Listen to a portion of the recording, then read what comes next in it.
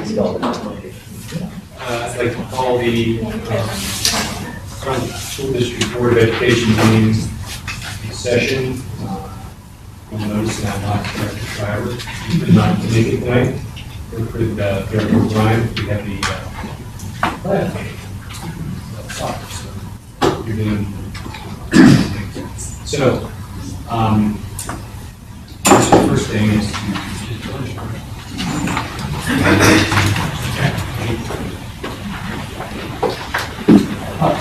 allegiance to the flag of the United States of America and to the republic for which it stands, one nation, under God, indivisible, with liberty and justice for all.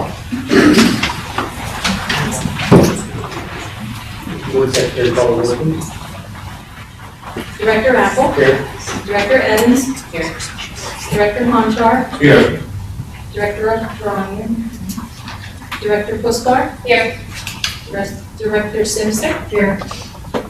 Director Stiver's not here. Director Bagliano. Here. And Director Zaletsky.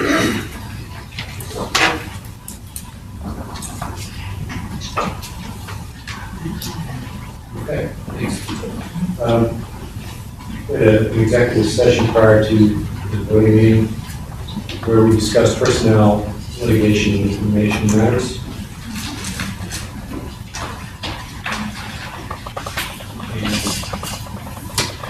Please just do the superintendent's report. Thank you, Director Apple. We do have a few things to report on, and then we do have some other administrative reports. We have our guests with us from Draw Collective and also from Ms. Harvey give us an update on the Carnegie project, and then also Mr. Jones will give us an update on the SBO.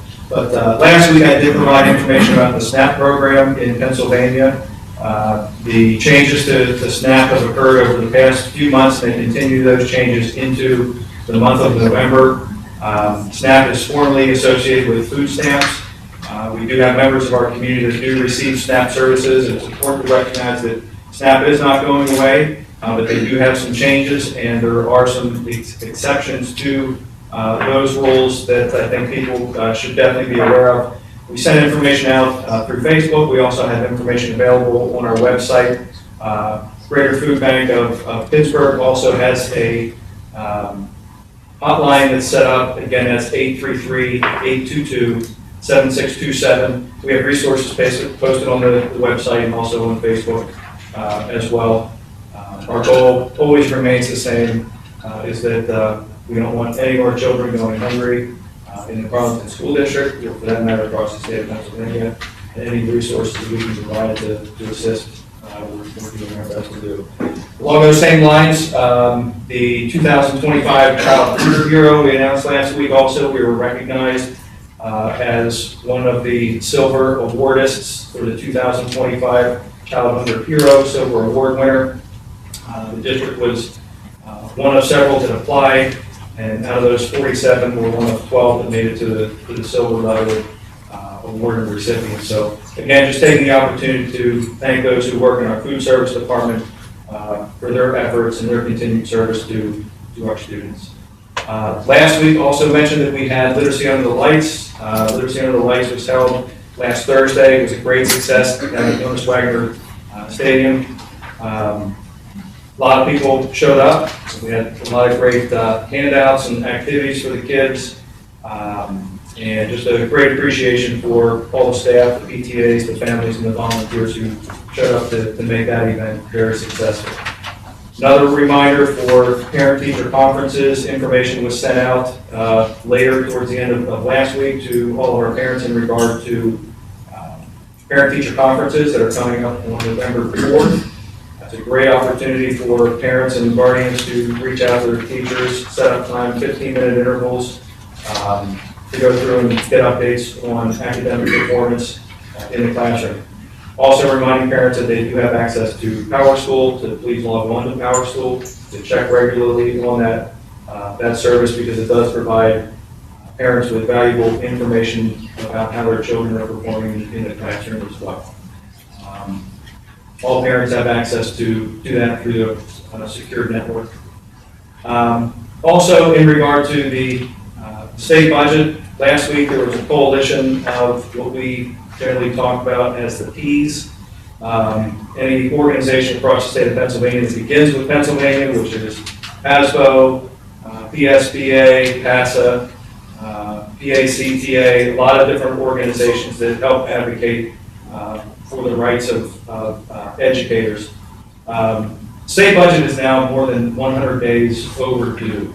And I think it's important to note that school districts have an obligation to pass their budgets every year. The 500 school districts across the state of Pennsylvania passed their budgets. They passed their budgets on time by June 30th of this year. The state not having their budget passed more than 100 days past that deadline is something that we continue to advocate for. And it's not simply just what the impact that it has on our school district with the resources. There is state funding that is being held up that does have a direct impact on the services that we provide here locally at Carleton. But when we look across the state of Pennsylvania, there are many school districts right now who are struggling. Some are struggling to meet payroll. Some are struggling to pay their utility bills. Some school districts are going through and cutting programs with non-mandated types of requirements from the state, creating very challenging situations for schools across the Commonwealth. It's extremely important that we contact and we reach out to our legislators, urge them to get this budget passed because it is extremely important. It's not just something that impacts school districts in isolation. We're talking about it because we're a school district, we're a board, we have vested interest in them getting the budget passed. But it has ripple effects across our community as well. There's many services that are out there that are provided through the state, aggregate funding that goes through, different kind of resources as far as counseling, care for the elderly, the disabled, a lot of different services that outside agencies are beginning to cut back on their services due to not having the state budget in place. So again, it's an advocacy of our efforts to push that budget through to get things done. It's very unclear at this point as to when that budget is going to come through. We're very hopeful that things will come through. We'll have a budget in place for the upcoming year. Municipalities are certainly under pressure as well. They rely on state funding. And then a ripple effect back into the school district when students and community members don't get the services they need from the state. It also shows up on our doorstep as well. We have students who need additional resources that then rely on the school district to provide them. And it also limits our ability to reach out to supporting agencies as well to get that support from them to provide resources to our children. One other final public comment. Once again, those wishing to provide public comment, just recognizing that we do have the sign-up system in place. Last week we apologized. The network in this room, I'm not sure how many other areas in this room, but it affected the ability to be able to log on to the computer in the back. It affected this phone up here, and then some of you recognize it also impacted our ability to live stream the board meeting from last week. So we believe everything has been rectified. We believe we are broadcasting now, which is good. We appreciate the work of Mr. Jones and the technology department to get that to work. But for public comment, we ask that you sign up in advance. Please be sure to, for the record, state your name and address so that we have that recorded. We do have a 3-minute timeline for each of those public comments. We also ask that if you do have specific questions, that you direct those specific questions to building level principals, directors, Dr. Taylor, or myself through email or other channels to get specific answers to questions. As mentioned before, we do have 2 reports here this evening. We did hold the bid meeting for the Carnegie renovation project. I think Nancy is in the lead-off position here this evening to give us an update on how that bid meeting went. Yeah, so we had what we would consider a very successful bid day today.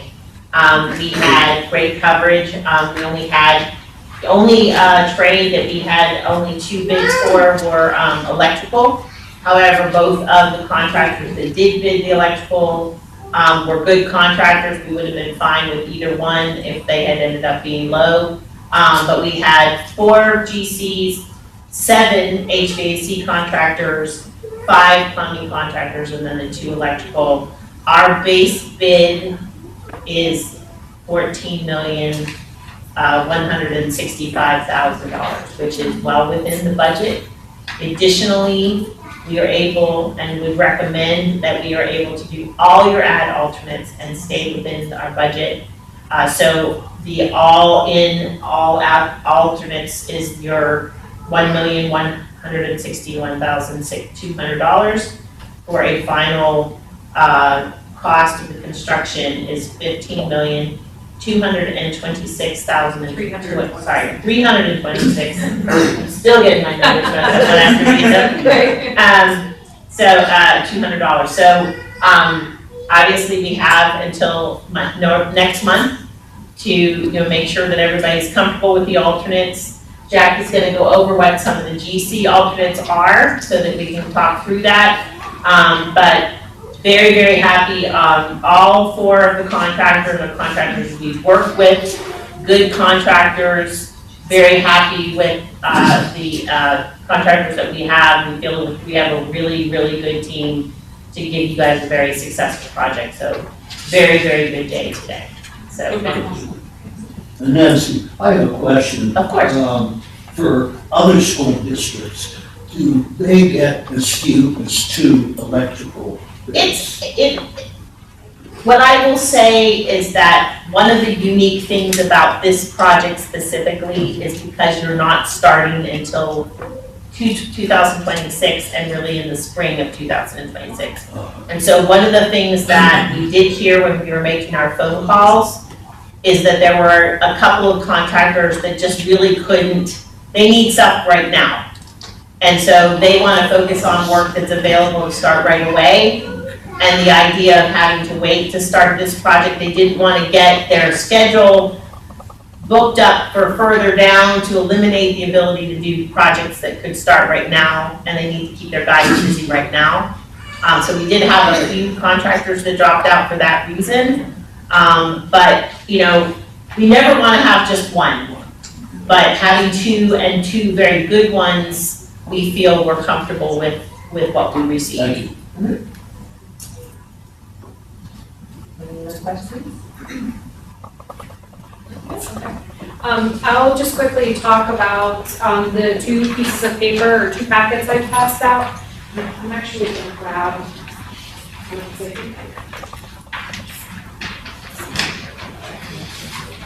So the typed paper is the actual alternate spec section that was in the bid document. So this is all contract alternates.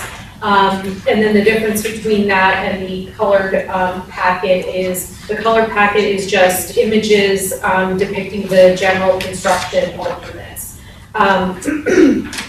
I didn't think there was a graphic representation of fire alarm manufacturers that needed to be shown tonight, so that was the difference. But I'm not going to go in too much detail, but when the board is deciding what alternates to select, if you select all of them, great. If you don't, obviously when we come to next month's board meeting, you need to prioritize which alternates you want to select. And there are some either ors in the list of alternates, and those are the things I was going to point out tonight. Just real quick, in the alternate, the general construction alternate packet here, we have an alternate G1, which is about telescoping seating. So it's an A and a B, it's an either or. So base bid is no seating, and alternate G1A is to add the auditorium style pull-out seating, or it's alternate 1B, which is pull-out bleacher seating. So I tried to depict the difference between those two here. So that would be a decision that the board would need to make. Number one, if you want to add the seating type, but what type of seating you wanted to add. Just so everybody knows, A was the one that's included in this number. So we wanted to give you the best case. Yes, good point, yep. G2 is the second floor classroom above the, what will be ultimately the former stage, because that's where we're going to be constructing the music classroom. One thing to note about alternate G2 is if you select G2 for the general construction, you will have to select the associated plumbing, HVAC, and electrical alternate that goes along with that scope of work. Similarly to the next couple alternates, alternate G3 is the electronic gate operation. This is one that's tied with the electrical contract. So if you do select the electric gate operator from the general contractor, you will need to select the alternate for the gate, the power from the electrical contractor. Similarly with G4, which is the emergency generator relocation, base bid is the generator stays where it is in the courtyard. That's the image on the left-hand side. If you select the alternate to relocate the existing generator, the far left image is where the generator would be getting relocated to, which is right next to the transformer at the back of the kindergarten wing. And then the resulting courtyard layout is the image in the middle, and essentially that just, we're shifting the stairs to the wall on the right-hand side, and we're buying ourselves a little bit more turf and seating area in that courtyard. And again, this is one that is tied to another contractor's alternate. This would be tied to an electrical contractor alternate. Alternate G5, there is a 5A and a 5B, and this is not necessarily an either or. 5A is locker replacement on the second floor. All of these are add alternates, by the way. Alternate 5A is to replace lockers on the second floor, and alternate 5B is to add corridor cubbies for the kindergarten classrooms on the first floor. Were both of those included in that one? Yes. Basic, just so everybody knows, we gave you all in the best scenarios if you add the alternates. Obviously, we can do other ways of looking at it, but we wanted you to see, you get everything with that alternates that we have listed in the bid results. So. Alternate G6, I just want to note to pay attention to the pink doors. These drawings were created to communicate which doors were in and which doors were out with Al and the administrative team. The pink doors are what are included in the alternate. The green and the blue doors are already included in the project. The pink doors are to change out classroom door slabs and door hardware. And alternate G7, we had an add alternate for district logo medallion signage in 3 locations around the building. One is at the new addition entrance facing the football field, and then the other 2 locations are on either side of the existing brick pier at the front of the building. And the second G7 did not yet revise the language here I see in my quickness to get this done, but the final alternate, which is actually G8, is the construction of the asphalt basketball court and associated fencing. So base bid, the green square does not exist. In the add alternate, the basketball court and associated fencing would be included. And then I will just make one note, in the electrical alternates,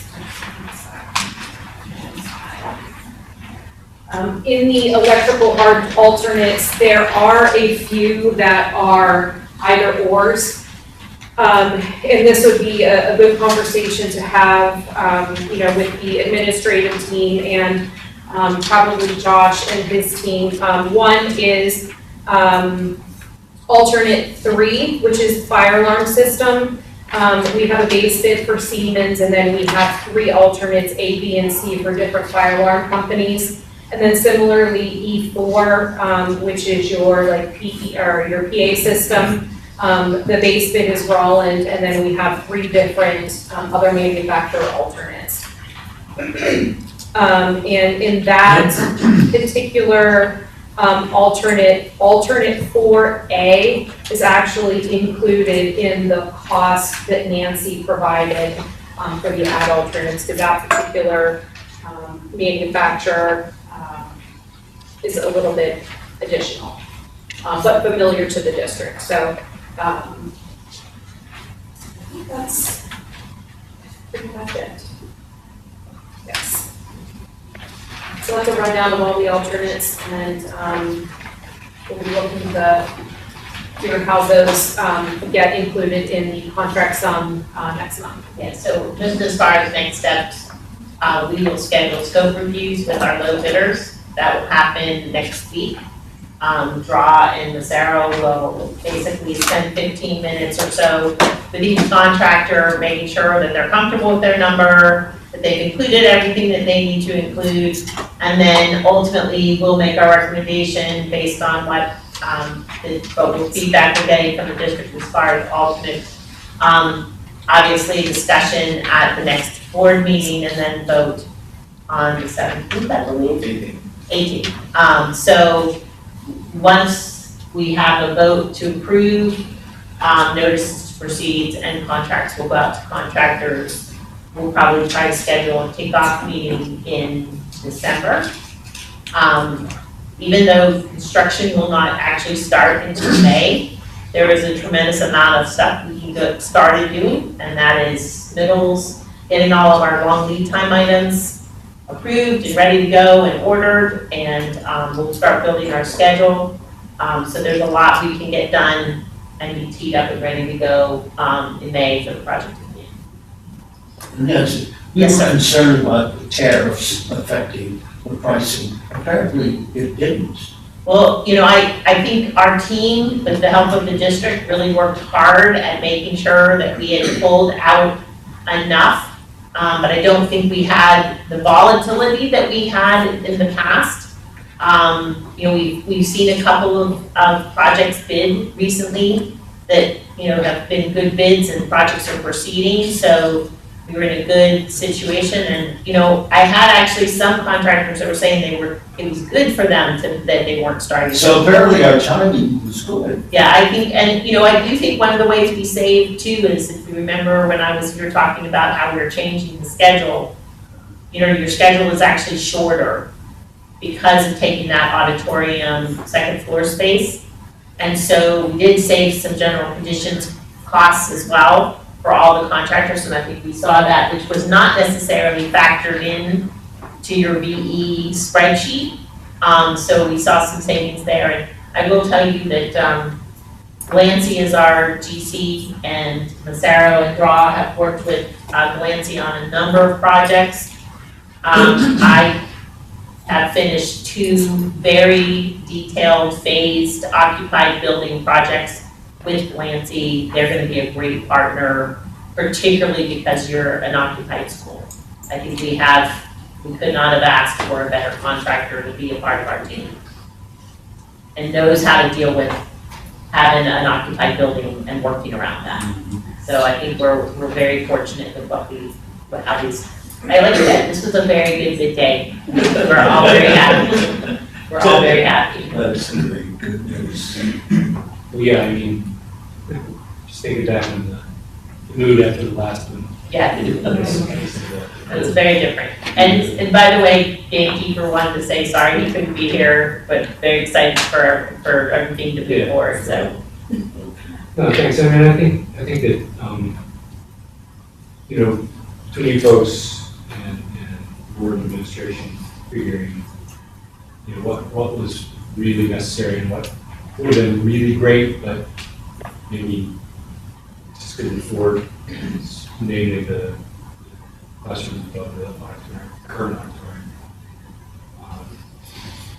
I just think that it just goes to show what I said back in April, when we first round of this went through, which was, these are very necessary additions and upgrades to our education facility. And it's not a vanity project, it's something that's focused and well thought out. And I really want to thank all you folks for your hard work and helping us do this. Yeah, and I will say, one of the big things we took out was the second floor above your auditorium. But we were just talking about, your library is gonna be a beautiful space, and it's now has this nice open, high ceiling space that you were gonna have. So there are some silver linings to some of the choices you made, but that's gonna be a really beautiful space now.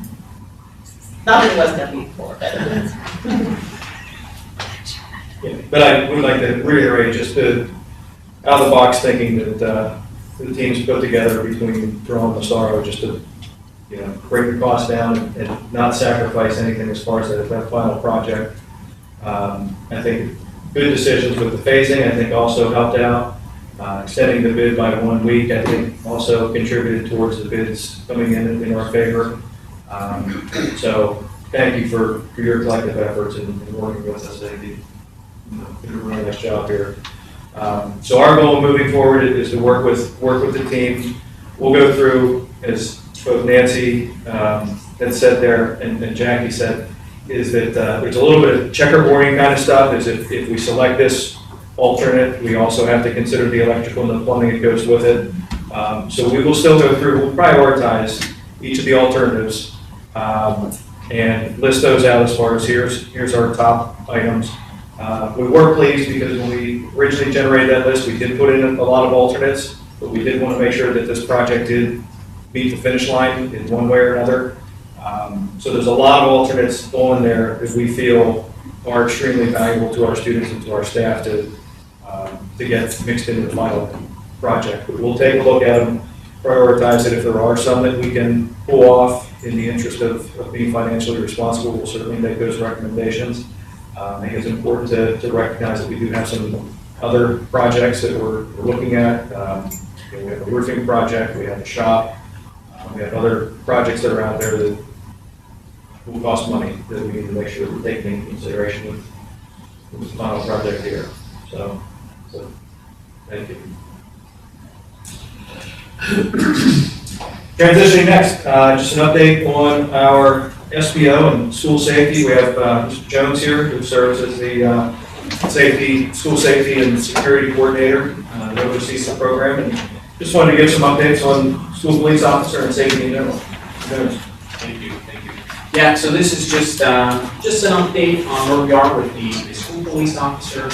And so I won't hesitate, just to get ready to do it again. So one of the things that obviously was very important to not only the community, but obviously the administrators and the school board is that this police officer is well trained, right? So there's the state mandates, those are quite extensive, but we also wanted to make sure that they met what we felt, the community felt, what we as an administrative team felt to be appropriate as well. So some additional training that we required and that he did complete, the professional ethics for educators, de-escalation strategies, developing cultural responsive instruction, introduction to restorative practices, trauma-informed practices, and working safely with students with special needs. Now, Officer Fisher is not new to schools. He was previously at another school district where he also interacted with the generalized population as well as specific special needs groups and such. So that has been well. So the rest of this presentation is kind of just going through all of kind of the different things that he's been involved in since the start of the school year. One of these ones is the On Patrol with Officer Fisher. Down at Carnegie Elementary School, the PBIS, the weekly winner, in picture there, joined Officer Fisher for a special On Patrol experience after winning the weekly PBIS prize wheel spin. And this was a fun, rewarding experience. It helps to build positive relationships between students and our school police officer, and reinforcing that safety and respect his responsibility, and that we all kind of take part in that, and then we should complete being a trooper every day. Lunch with the police officer. I didn't actually get to make it down there for that one. I think I would like Chick-fil-A, but that's all right. So Ms. Sumter's first grade class, this is very similar to the students just in the previous slide, but in this case, the whole class got to take part. So Ms. Sumter's first grade class here enjoyed a special lunch with the police in celebration of the Paw Perch reward. Students shared pizza and Chick-fil-A with Officer Fisher and for the Carnegie Borough police officers, including the chief.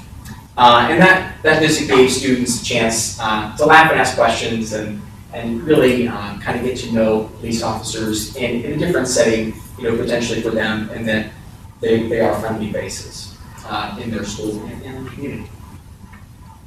Literacy under the lights, that just happened, as Dr. Craig was talking about here. Officer Fisher joined students and families at Honus Wagner Field for Literacy Under the Lights, an evening celebrating the joy of reading together.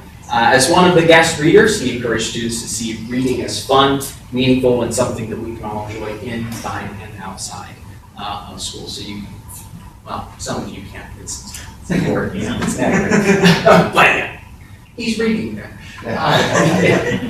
Fire Prevention Day, this happens at the elementary school, so both at Carnegie and Crafton. The first one we're starting off here, and I'm a firefighter, so we use the correct terminologies here, and I'll point that out when we get there. So students at Carnegie Elementary learned important lessons about fire safety during Fire Prevention Day. This was organized by Officer Fisher and the Carnegie Volunteer Fire Department. Firefighters demonstrated their gear, shared safety tips, and even invited students to climb inside a real, not a fire truck, it's a fire engine, and inside the fire engine, trucks have ladders, anyway. So it was fun, hands-on way to learn about fire safety, what they can do in case of a fire, and how firefighters help keep the community safe. And very similarly, over at Crafton, we have a different piece of apparatus here. This is a rescue apparatus. But anyway, Crafton Elementary students took part again in Fire Prevention Day with the Crafton Volunteer Fire Department, and firefighters taught them again about the equipment that's on their vehicle or their piece of apparatus, and we demonstrated that and allowed them to explore. So we do want to take this opportunity to thank not only the Carnegie Police, but as well as our volunteer fire departments. It's where I am a firefighter, we do this in like 5 different schools, and so it's a lot of effort and a lot of work on those guys to do that. So we thank them. Building connections across the district, right? Obviously very important for us. Officer Fisher has been actively involved in really every part of the Arlington community, giving safety presentations at the junior senior high school and the classrooms, attending homecoming dance, bonfires, sporting events. I'm sure if you've gone to some sporting events, especially football games, you would have seen him. And working alongside the principals, the faculty, and staff to strengthen building safety and security. So, as he's walking around, taking note of things, people are saying stuff to him, reports that over to me, and we start building a plan of how we can increase building safety. He visits all the district buildings regularly, most of the time. He's at the elementary schools at least twice a day, if not more. So he's always going through there. Oftentimes he'll kind of tag team with the local police departments as well. And they're always together in the buildings, walking around and doing kind of some looking around to see if there's some spots where we could improve. Right. Recently, he's been speaking about health classes about drunk driving and DUI laws, using the drunk goggles. I feel like those have been around for a very long time. I know I'm too far removed, but we had those too. But to demonstrate the effects of impairment and discussing addiction awareness. He's also led some discussions on police and schools and cybercrime laws, helping students understand how law enforcement and digital safety connect to their everyday lives. And through all of this, Officer Fisher continues to build and will continue to keep fostering strong connections with our students, our faculty, and our community. I know that was quick and whatever, but just wanted to kind of give an update. If you have any questions, glad to take.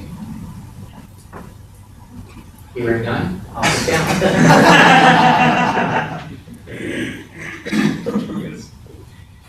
Thank you, Mr. Jones, for educating us on the difference between an engine and a truck. I believe that. And that concludes the superintendent report. Thank you. Move on to committee reports. I have a report for Parkway for you. Before we do that, I'll have Pathfinder Shad. Sure. Pathfinder, unusually, we had our meeting last week instead of, which happened to be the third Wednesday of the month. We're at 83 or 84 students. There should have been one more student coming in this week from Mount Lebanon. We still have vacancies. We still need 3 paraprofessionals. We still need 2 building substitutes. And we still need 6 personal care assistants. Those are really tough to get because it's a one-on-one with students. Let's see, our head count is Upper St. Clair has 4 students, Bethel Park 13, Mount Lebanon 11, Chartiers-Valley 7, and Carleton 4. To explain our tuition schedule, I guess you would call it, every student has to pay tuition. But since we're part of the 5-member jointure, we don't have to pay maintenance fees, which all the other districts have to pay. We have kids coming in to Pathfinder from far away Uniontown.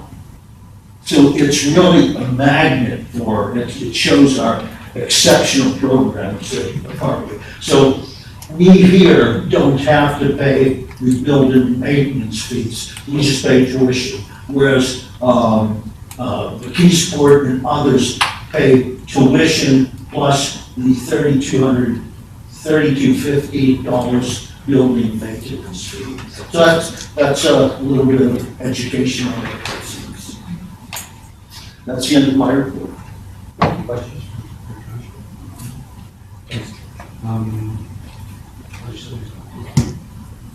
Okay. I really don't have anything. You talked about it in your superintendent report, so. Got it. Shasta? Shasta Kelly has something. Shasta Kelly?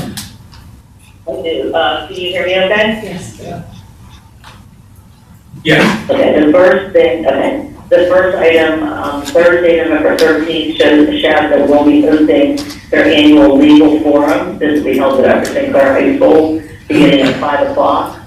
All board members are welcome to attend. They can notify Dr. Kreider by October 31st if they're interested in joining him for that. The featured presenter for that event will be attorney Jocelyn Kramer from White, Burkhardt, and Kramer, and she will be speaking on the topic of voices online, social media, AI images, and the boundaries of free expression. And this presentation has a kind of manner, or kind of providing challenges the schools are facing, balancing free expression, the impact of social media, and growing role of artificial intelligence in shaping student and staff communication. And secondly, Shasta is continuing the quarterly student recognition program that was started last year. They will recognize students, and those students will receive a certificate and a $10 gift card. The purpose of this program is to celebrate those students that have demonstrated significant improvement in academic performance and have overcome personal obstacles. Recognition criteria may include improvement in grades or test scores, enhanced attendance, exceptional growth in academics, fine arts, and practical skills. Reflects Shasta's mission to foster the growth and improvement in public education, and is in collaboration with that. It's designed to encourage student growth and perseverance, especially for those students who may not always receive traditional academic honors. For 25-26 school year, Dr. Kreider will work with the building principals to nominate students at the end of the first, second, and third quarters of the year. And I think we will all look forward to hearing about recognitions of our outstanding students through this program. And that's all I have. Thanks, Director Zaleski. Any questions? You're welcome. Anything about the foundation? No, we haven't met again since the last time I reported, so we're still just getting ready for First Bingo, which will be on the 7th, and it's sold out. I'm excited. It's always a fun event, so. So, I'll report that Parkway West had a meeting on the 7th of October.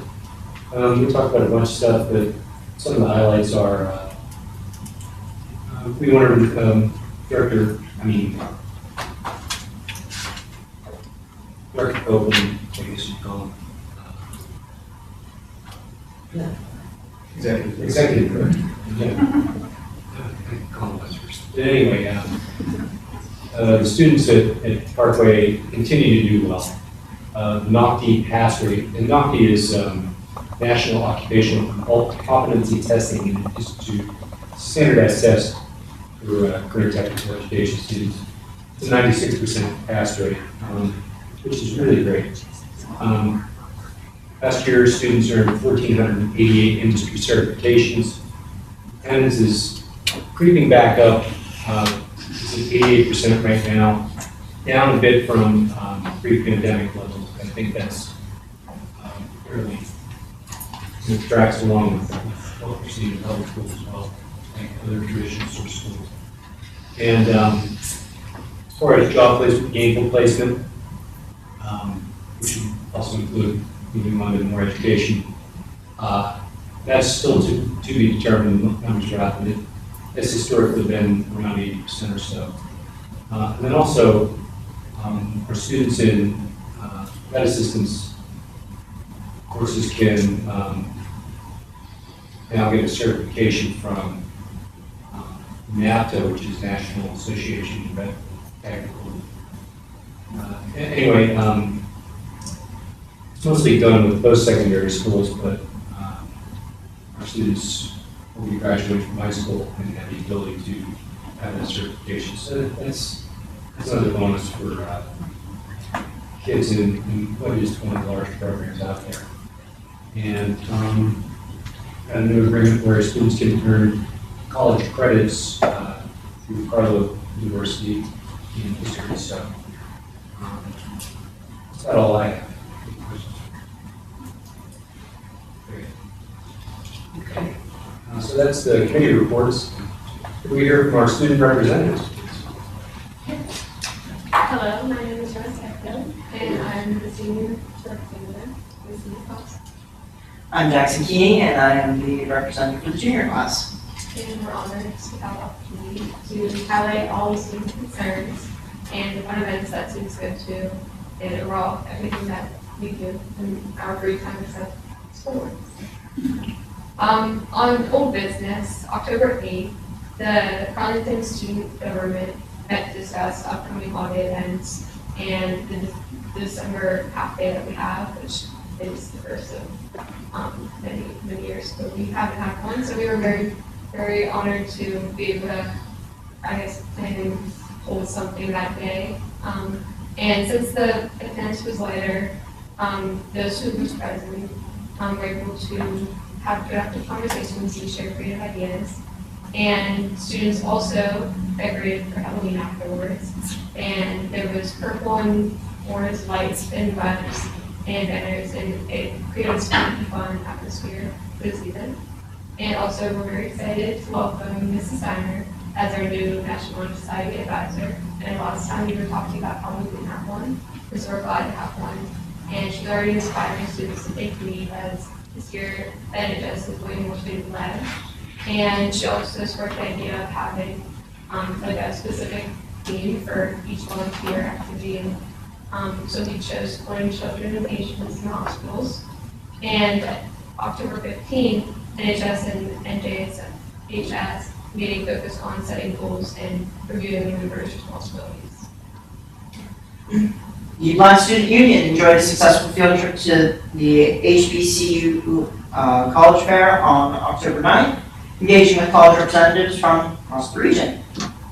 In the cafeteria, students are thrilled about new cookies. chewy, flavorful, and a hit with everyone.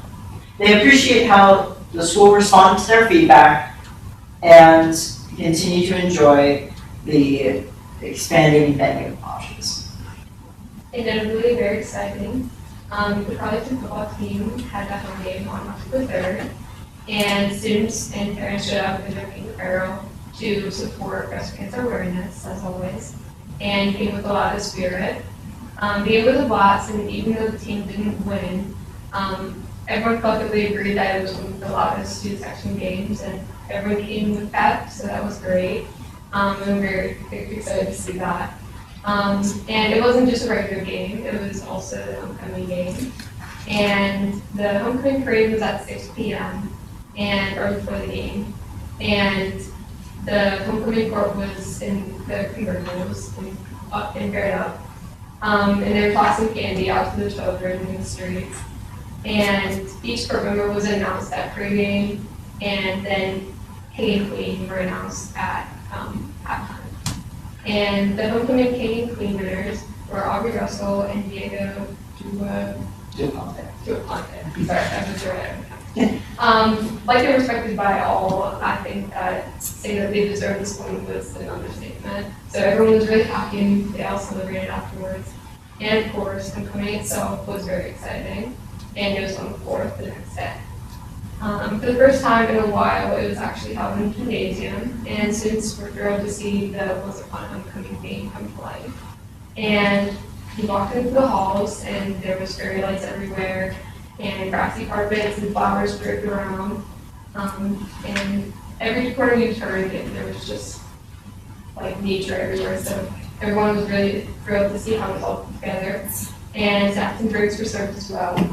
And students danced in their way alongside their friends and their mates. So it was really fun. As our final point of old business, in the Cougar Cafe, the student government announced that just started making their new Halloween refresher, Boo Berry. This spooky drink is sold alongside the classic pumpkin spice flavors and coffees, but stands out most for its potent blue raspberry flavor, deep black coloring, and a purple edible glitter. The black coloring needs just one touch or else the drink turns as black as a cake. Students were afraid it would dye their mouth, no matter how much dye was added, but thankfully it does not. I'll say most of the time on that one. The flavor, however, is extremely tasty and almost tastes like a Jolly Rancher. As for our news business, to start, Mrs. Steiner and the officers of the National Honor Society and National Junior Honor Society have planned to hold the annual NHS induction ceremony on November 12, 2025, where current members invite new inductees to the organization and recognize this achievement. This milestone is meant to be celebrated, and thus the preparation for the ceremony is going on now and will be going on up until the day in question. The NHS Faculty Council attends the ceremony, as well as the parents and family members of new members. And I and Rose, as officers of the Honor Society, would like to invite all members of the board to this amazing event on the 12th of November.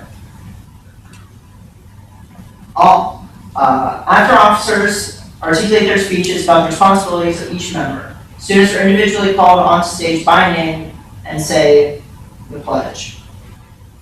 Then they are dismissed. Afterwards, members and families meet in the cafeteria where beverages and baked goods are bought and made by current members to be provided to everyone. And also, back to the cafeteria, students continue to praise the menu and the cafeteria's variety.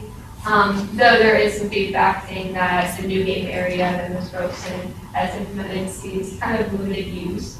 And so we think that like a practical solution would be resizing it and not necessarily eliminating it, but kind of resizing it back to, I guess, a smaller area and adding in additional tables that were kind of taken out before. And just to minimize it, but still keep the space available for who actually wants to use it. As a far off yet still very prevalent note, the Winter Band concert and choir concerts are on schedule. They've been scheduled for the same night, December 18th.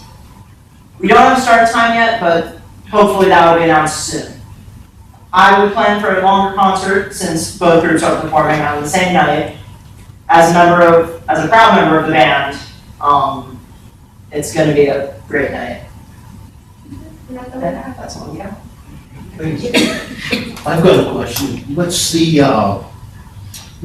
atmosphere at lunchtime without cell phones? I think it's definitely more brighter, and being a senior, I'm outside, so I don't see everybody, but being inside the past few days, since it's been colder, I definitely see a lot more people talking, there's people, I know you're not necessarily supposed to be up and around the lunchroom all the time, but I do see people going up and traveling to tables where their friends are sitting and actually going over and talking. Yeah, it's good, so. Thanks. Any other questions? Thanks, guys. Appreciate it. All right. So now it's time for public comment on business before the board. I'd like to invite any member of the community who registered online to provide public comment on agenda items only. Dr. Taylor, is there anyone who signed up to speak to the agenda item? Yes, Brittany Bowman. Hello all. So I just have two questions. I did send an email, but I haven't gotten a response yet, so I'm gonna ask here. On the policy, I know it's the first read for most of them. I'm having trouble just figuring out what is being changed in the policies because some of them, it looks like there's some sections are bold, but for an everyday ordinary person, like it's hard to know what's being changed in the policies, what's not. So how do we decipher? Do we have to read both policies and? No, so real quick on that, every time we do put policy out, the changes are in bold. The piece here, we went through and redid all of the 0 policies. And what we recognize is many of the policies have not been reread since 2016 or 2017. Best practice is to make sure you go through, review your board policy current, and at least give it a fresh read, make sure everything's good, and then reapprove it. So I believe there's only 2 or 3 you'll see that have bold in those. But every time we put a new policy up, it's either red line or has bold language. Okay, that's what it was, because some of them weren't bolded, so I couldn't figure it out. So if there's anyone there, and there's several, like 000, 001, 002, no changes, no bold, so it's just a reread of the policy. Okay, so the ones that are in bold are what is what I should look at. Okay, thank you. And then I did have a question just about the Carnegie renovation. Are you guys planning on having like a meeting again, like you did that first time, to kind of show the plans to the Carnegie families and also get feedback? Because I know like a huge topic of discussion was like pick up and drop off and figuring that out. So is that something you guys are planning so we kind of can see what it is? Yeah, so as we move closer to the actual construction date, we'll have more information to follow for local, especially people in that local area. We did take the comments in regard to the morning traffic, and both Massaro and Draw came up with some solutions to make sure that that's mitigated. Okay, great, thank you. Anyone else? It's all for agenda items? Okay.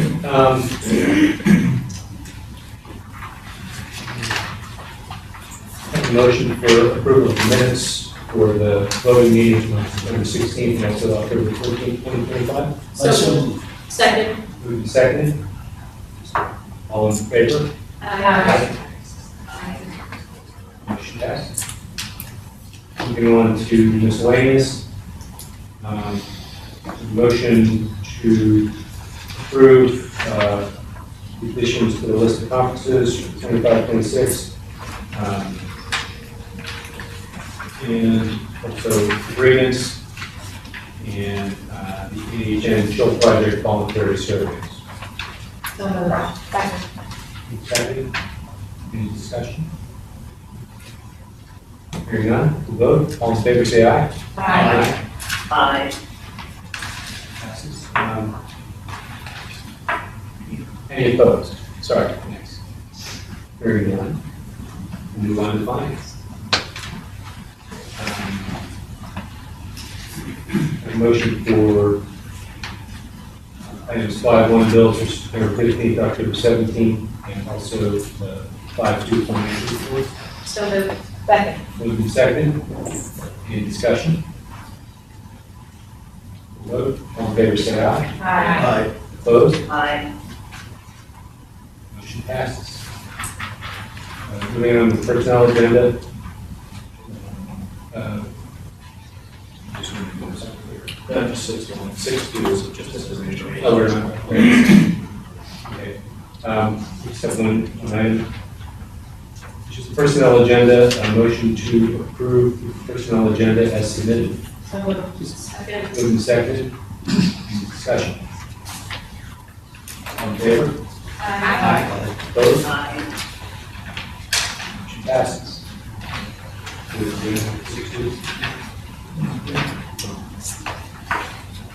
Section 17 activities. We just have the 2025, 2026 field trips. I have a motion to approve the additions to that list. That's So moved. Second. moved and seconded. Any questions? Discussion? No? All in favor, say aye. Aye. Opposed? Aye. Motion passes. Policy services. Motion to approve the first read of policies 000, 001, 002, 3, 4, 5, 6.1, 7, 11, 12, 107, second read of policy 247. So moved. Second. Moved and seconded. Any discussion? Hearing none. John, Yes. my suggestion is that official now? It is one official. The suggestion I made of the law. Yes, yeah, so that's in the first read, and what we noticed in that sentence, we may clean up the sentence between the first read and the second read, actually, just to make it look more cleaner, but, so it will be official after the second read in November. Great, thanks. So that it's not going to change the substance. It's just going to change the correct. Okay, so we had a motion, we had a second, we had a discussion. All in favor, say aye. Aye. Opposed? Aye. Motion passes.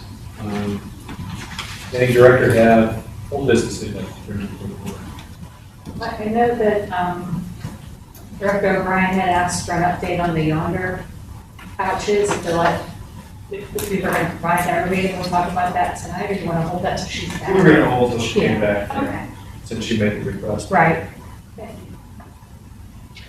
Anyone else? Any new business? I would like to, because I would be remiss earlier in the meeting, to welcome our newest board member. Thanks for joining us. Other than that, Kelly, you ready? Ready? Oh, that's Oh, non-agenda. a public comment. Okay, there it is. Sorry, I don't do this very good. Big of a hurry. I was told. So anyway, what we have is public comment on any non-agenda items. So now we'd like to invite any member of the Carlton community registered online to provide public comment on agenda items or non-agenda items. Dr. Taylor, does anyone need to speak? Yes, one, Corey Danway. So Cora's not here, she had car trouble, she's still waiting for AAA at BJ's. But can I speak on her behalf? She sent me her question, or it's just, she just wanted to get Brittany Bova, I didn't give my address last time, sorry, 525 Beechwood, Carnegie. She just wanted to get more information in regards to, is there gonna be more like meetings or information coming out in regards to the K through 2 PSSA testing and what the proposed like plans were. I know you had touched on it last meeting, but there wasn't for discussion at that point. So she was just wondering if there'll be more information forthcoming, how soon and stuff like that. Yeah, so I think we plan on releasing information after the parent-teacher conferences. Okay. Yeah. Thank you. So no one else? Okay, thanks. All right, thanks for bearing with me, folks.